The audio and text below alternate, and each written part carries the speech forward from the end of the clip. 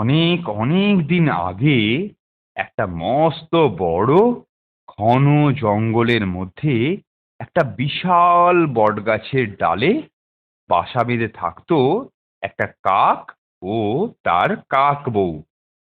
তারা সারা দিন জঙ্গলেতে খাবারের সন্ধানে ঘুরে বেড়াতো, আর রাত হলেই বাসায় ফিরে নিশ্চিন্তে ঘুমোতো। এইভাবে তারা বেশ ভালোই দিন কাটাচ্ছিল। কিন্তু তাদের তাদের সেই গাছের কোটরতে থাকতো একটা দুষ্টু গোখরো সাপ। সে সব সময় অন্যের ক্ষতি করতেই চাইতো। তার জ্বালায় বনের কোনো পশু পাখি নিশ্চিন্তে থাকতে পারতো না। একদিন কাক ও তার কাক বউ তাদের বাসায় বসে নিজেদের মধ্যে কথা বলছিল। শুনছো বউ? দেখো দেখো, আমাদের এবারে 4টে ডিমই কি সুন্দর দেখতে হয়েছে। এর থেকে না ছোট্ট ছোট্ট ফুটফুটে 4টে সুন্দর বাচ্চা বেরোবে। আর আমি আমি ওদের খুব যত্ন করে ওড়া শেখাবো। তারপর তারপর আমরা সকলে মিলে মহা আনন্দে থাকবো। ও ভগবান, তাই যেন হয়। কিন্তু কিন্তু হায় হায়, তুমি কি ওই শয়তান গোখরোটার কথা ভুলে গেলে? প্রতিবার বদমাইশ গোখরোটা তককে তককে থাকে। বাসা ছেড়ে একবারের জন্য গেলেও ও ঠিক সুযোগ বুঝে সব ডিম খেয়ে ফেলে। আমরা আমাদের সুন্দর সুন্দর ডিমগুলোকে কি করে ওর হাত থেকে বাঁচাবো বলো তো? ঠিকই বলেছো বউ, ঠিকই বলেছো। এইভাবে চলতে থাকলে তো একদিন আমরা সবাই শেষ হয়ে যাব। ওই পাজি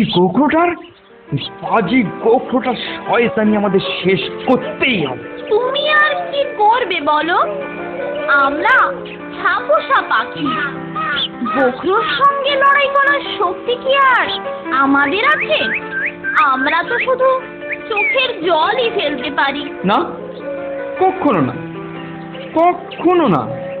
শক্তি হয়তো আমাদের কম থাকতে পারে, কিন্তু বুদ্ধি বুদ্ধি তো আমাদের কম নেই। দাঁড়াও দাঁড়াও, আমাকে একটু ভাবতে দাও।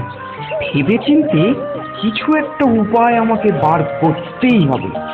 আচ্ছা, শিয়াল দাদার সঙ্গে তো তোমার খুব ভাব, আর ওর বুদ্ধিও সাংঘাতিক। তা শিয়াল দাদার কাছে এই বিপদ থেকে উদ্ধার পাওয়ার কোনো রাস্তায় কি পাওয়া যাবে না? ঠিক বলেছ, একেবারে ঠিক বলেছ বউ। বন্ধু শিয়ালি পারে একমাত্র ওই পাজি গোখরোটাকে সাহায্য করতে। তাহলে আর দেরি কেন? চলো চলো, আমরা এক্ষুনি শিয়াল দাদার কাছে যাই।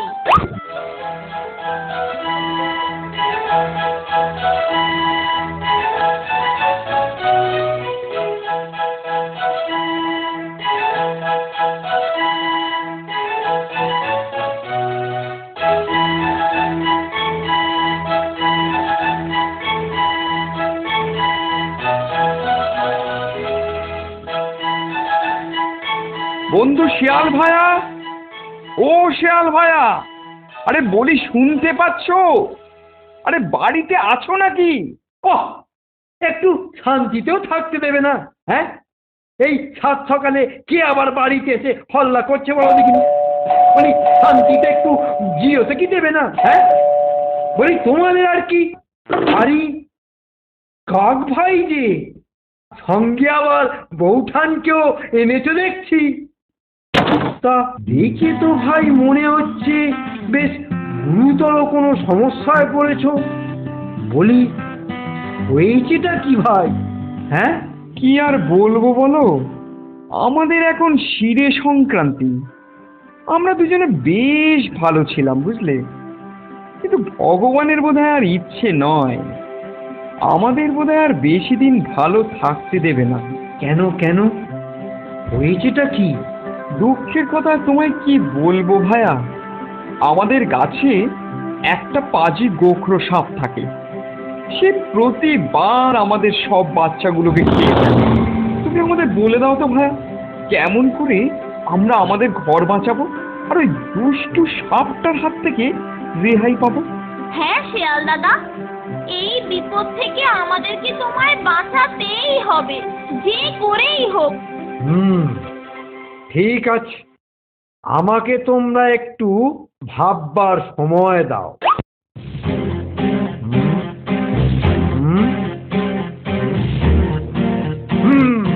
বেরিয়েছে বেরিয়েছে, জব্বর বুদ্ধি বেরিয়েছে। এই যে কাক ভায়া, যা বলছি মন দিয়ে শোনো। তা আমাদের রাজপ্রাসাদটা তুমি চিনো তো? হ্যাঁ, চিনি বই কি। আর আমাদের রানীমাকে? হ্যাঁ, মনে পড়েছে। রাজপ্রাসাদের ওপর দিয়ে উড়ে যাওয়ার সময় একবার দেখেছিলাম বটে। ভীষণ সুন্দর দেখতে রানীকে। বাহ, এইবারেতে শোনো তাহলে। হ্যাঁ হ্যাঁ, বলো বলো বলো। যা বললাম ঠিক সেই মতো কাজ করতে পারবে তো? নিশ্চয়ই পারবো, নিশ্চয়ই পারবো। পারতে আমাকে হবেই। হ্যাঁ, ব্যাস ব্যাস, তাহলেই হবে। তাহলেই আর কোনো চিন্তা নেই। সাপও মরবে, লাঠিও ভাঙবে না। ফন্দিটা কাক বৌঠানকেও ভালো করে বুঝিয়ে দিও, বুঝলে ভায়া? তার বলতে, চলি বন্ধু, চলি, আবার দেখা হবে। কি গো, যা যা বলেছি সব ঠিকঠাক মনে আছে তো? হ্যাঁ রে বাবা, হ্যাঁ। আমাকে কি তুমি এতটাই বোকা ভাবো? আমি সব কিছু ঠিকঠাক সামলে দিতে পারবো। তাহলে আর দেরি কেন? চলো আমরা শিয়াল ভাইয়ার কথা মতো কাজ শুরু করে দিই।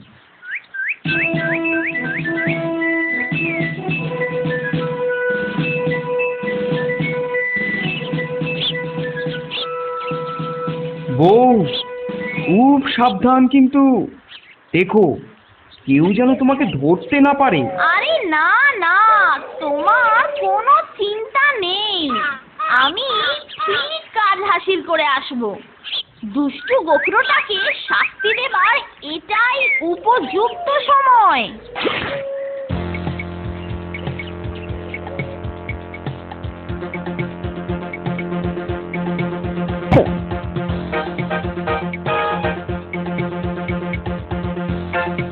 নাও নাও, তাড়াতাড়ি হাত চালাও। বেলা হয়ে এসেছে, ঘরে ফিরতে হবে না, নাহলে অনেক দেরি হয়ে যাবে। হাত চালাও, হাত চালাও। কে আছো? বাঁচাও বাঁচাও, শয়তান কাকরা আমাদের রানীমার হাড়ে এসে পালিয়ে যাচ্ছে। ধরো ওকে, ধরো ধরো, কে আছো? হ্যাঁ, মনে হচ্ছে রান্নার গলা। এই চলো চলো চলো, আমরা এগিয়ে দেখি, এগিয়ে দেখি, চলো চলো।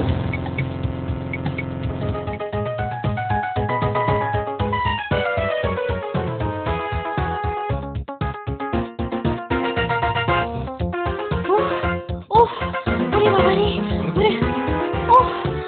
ওরে বাবারে, ওরে বাবারে, আমাকে এখনই এই হাড়টাকে পাজি গোখরোর কোটরের সামনে নিয়ে গিয়ে ফেলতে হবে।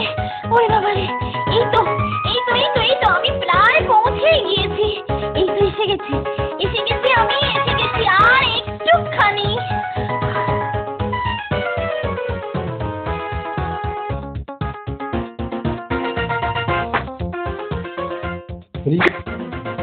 আরে সকাল সকাল এত লোকের আওয়াজ পাওয়া যাচ্ছে কেন?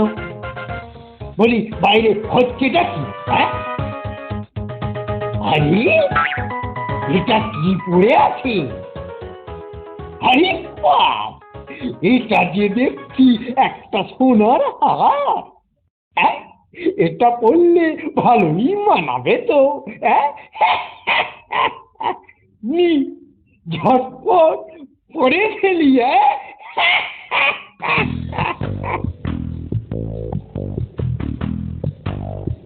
দাঁড়াও দাঁড়াও ভাই সব, দাঁড়াও ভাই সব। ওই দেখো, ওই দেখো, ওই পাজি কাকটা হাতটাকে গোখরোর গলায় পরিয়ে দিয়েছে। চলো চলো, ওটা নিয়ে আসি।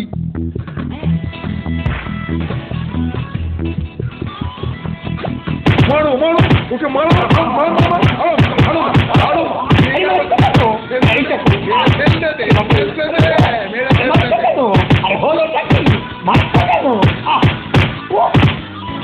হলো আহ শয়তান গোখরোর হাত থেকে এবার আমরা বরাবরের জন্য নিশ্চিন্ত হলাম। কি বলো কাকবো? ঠিক তাই। তারপরে সকলের হাতের লাঠি পাথরের আঘাতে কয়েক মুহূর্তের মধ্যেই সেই পাজি গোখরোটার ভবলীলা সাঙ্গ হলো। এরপরে বেশ কিছুদিন বাদে ও মা, দেখো দেখো, ডিমগুলো ফুটে কি সুন্দর সুন্দর আমাদের ছানা হয়েছে। তাহলে এই গল্পের নীতিকথা কি হলো? এই গল্পের নীতিকথা হলো, সূক্ষ্ম বুদ্ধির কাছে প্রচণ্ড বলও হার মানে।